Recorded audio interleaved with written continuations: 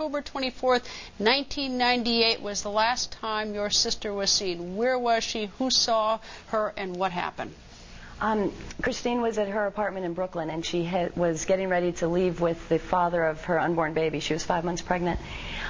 So she was actually leaving with him to go see an alleged apartment that he had rented. And then she never returned. Good afternoon, and welcome to True Crime Mysteries. If you're new to the channel, hello and welcome, and if you're returning, welcome back. First, let's get some housekeeping out of the way. We have merch in the store and channel membership / Patreon that gets you exclusive content and other goodies. If you could give this video a like and a comment with your thoughts down below, that would be much appreciated as it helps the channel to grow. And if you're not subscribed to this channel, go ahead and click the red button because I make more content like this. And don't forget to hit the little bell icon so that you get notified when I post, because I'm bad at keeping a regular schedule. Today, we are discussing the missing person cold case of Kristine Kupka. Let's get into it.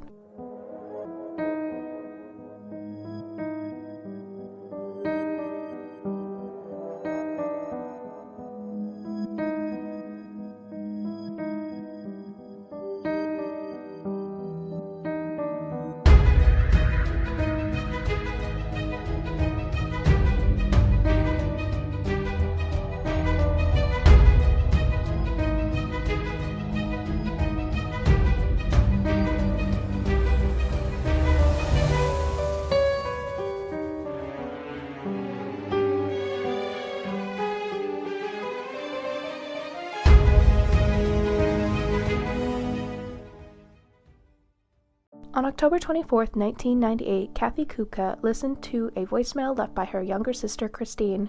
Kristine explained in the message that she would be going with Rudy to his new apartment to help him clean, and she would call her later.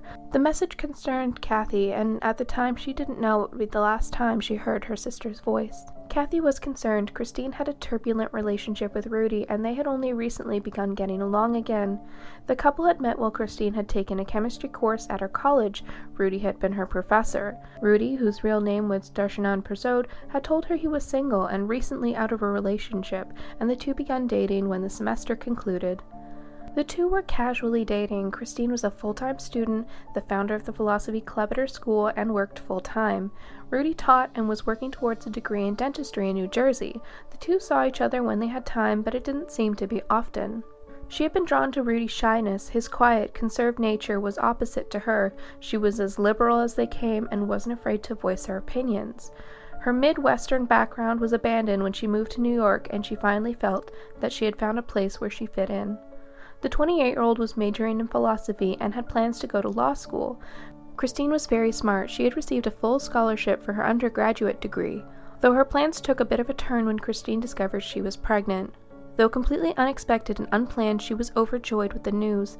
She welcomed motherhood, even if she had to go it alone. Rudy wasn't as excited as she was, and Kristine was taken aback when his initial reaction was a furious denial. He tried to say it was impossible for him to be a father and it must have been someone else, but when Kristine adamantly insisted she hadn't been with anyone else, he switched direction. He went from angry to upset and tearfully told Kristine he was married. He had gotten married when he had told her he'd went on a business trip, and it would bring a great shame upon his family if he had an illegitimate child. He went on to say he shared a house with his new wife and his parents. His parents were paying for his dental school classes, and he said his parents would cut him off. Rudy was an immigrant from Guyana. He said his father was a Hindu priest and would disown him. His family were deeply religious, following a very strict Brahmin discipline in Hinduism. Their religion placed a high value on those with good and virtuous characteristics. Social class within their religion was based on emulating the values taught. An affair risked not only Rudy's standing within his church, but also the standing of his entire family. Kristine was shocked when Rudy continually insisted that she terminate the pregnancy. Kristine decided to terminate the relationship instead. She made it clear to Rudy that she had no intentions of ruining his life, but she was keeping the baby and she expected nothing of him. However, she did plan on naming him on the birth certificate. In the following months, Kristine and Rudy spoke several times about the baby. As time grew on, Rudy became more forceful about the termination. Kristine began to tell friends that she felt unsafe around Rudy and feared he would do something to harm her to try and cause her to miscarriage. Friends noticed that the once strong and independent woman was increasingly jumpy and anxious. Kristine wanted Rudy to sign an acknowledgement of paternity for the birth certificate. This would give her legal options for both child support and custody for the child if she needed it. After another heated argument about signing the paperwork, Kristine had paged his beeper several times. When a call was finally returned, Kristine had prepared to let Rudy have it, but was shocked when it was a woman on the other end. A little aside for those who didn't grow up with pagers like myself, pagers were popular before cell phones. They were a device that could only receive messages.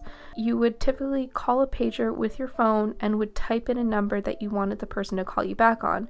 The receiving pager would beep the display number, which is why you may hear it called a beeper.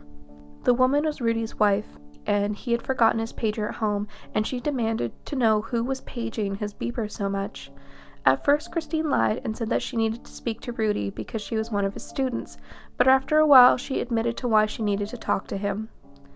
The two women exchanged several more calls. Kristine reassured her that she had no intention of involving herself with their marriage, but she wanted Rudy to have a part of the child's life. The women seemed to bond over Rudy being an asshole, with the two of them lamenting that Rudy had ruined both of their lives. Eventually the call stopped, and Kristine didn't hear from Rudy for weeks.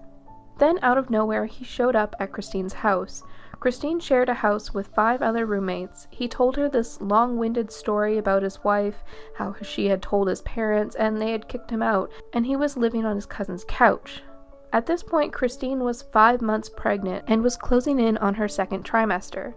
She had confirmed a birthing center, a midwife, and seemed quite prepared for her upcoming birth. Kristine told friends that she had reservations about his story, but she let him back into her life nonetheless. He began to take a keen interest in the baby, which surprised Kristine, but she didn't want to rock the boat because she wanted to have a civil relationship with her baby's father. Those who saw the two together said they were affectionate, but not intimate. With Kristine constantly pushing Rudy to reconcile with his wife, she was clear that she didn't want to be with him romantically, but wanted him to be involved in the baby's life. Though she had been concerned about him harming her earlier in the pregnancy, since she was too far along for any more conversations about terminating, I think she felt more comfortable around him. She eventually started to spend more time with him privately, as opposed to only in public places. The night before her disappearance, Rudy had called to let her know he had gotten an apartment. He wanted to show it to her and asked if he could help him clean it. She agreed, and he said he would pick her up in the morning. Rudy arrived at noon to pick her up, but Kristine had slept in, and he needed to come up to the apartment while she finished getting ready. 2 of her roommates saw Rudy, and they both described him as agitated and said that he paced the living room while Kristine was getting ready. Right before Kristine left the house, she left a quick message for her sister, and then she left. Kathy had been expecting a call from her sister that evening, and grew increasingly concerned as the hours ticked on. The following morning, Kathy got a call from one of Kristine's roommates, who informed her that Kristine hadn't come home. Kathy and her husband packed up their 2-year-old son and drove into the city, straight to the 70th precinct. They wanted to immediately place a missing persons report, but police said that because she was an adult, there was no reason to believe she was missing yet. Finally, 3 days after Kristine had gone off with Rudy, police finally allowed her sister to report her missing, and after 7 days, they started investigating. Kathy, her husband, and several of Kristine's friends dispatched immediately. Most of them had a history in political activism, and the group banded together with a military precision and began papering the neighborhood with flyers. Kathy spoke to several news outlets and put together a candlelit vigil outside Kristine's college.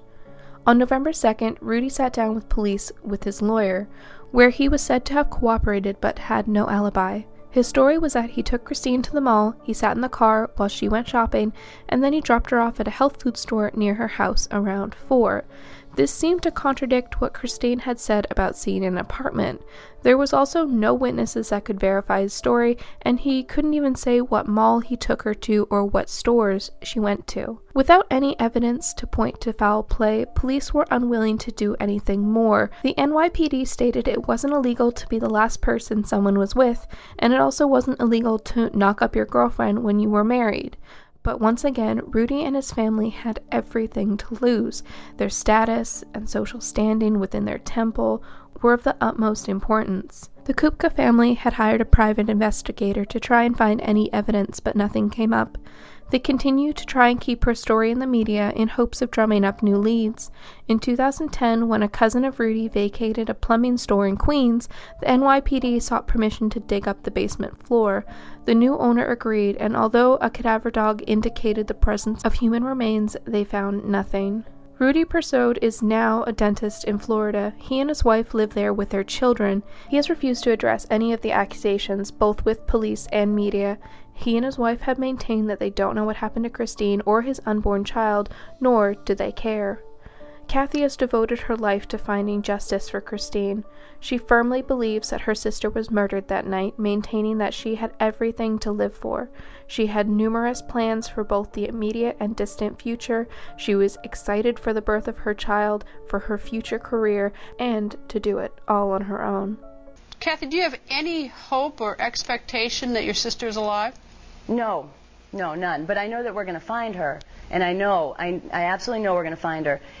And I'm really confident about that. I mean, every bone in my body knows that we're going to find her. So, and I know that Rudy's going to finally get what he deserves. And also, I know that the family members, like Gil alluded to, that they do talk to us. People have called Gil confidentially, and we just know that it's going to happen. Well, that'll be it for this video. Thank you so much for tuning in and hanging out until the end. As always, please give this video a thumbs up if you like the content, and subscribe for more if you haven't already. If you've done all that and want to support me and the channel, we have channel membership/Patreon to get early access, members only content, and more. We also have merch and other goodies in the description box, as well as links to all my socials. But until then, I will see you all in the next one. Bye for now.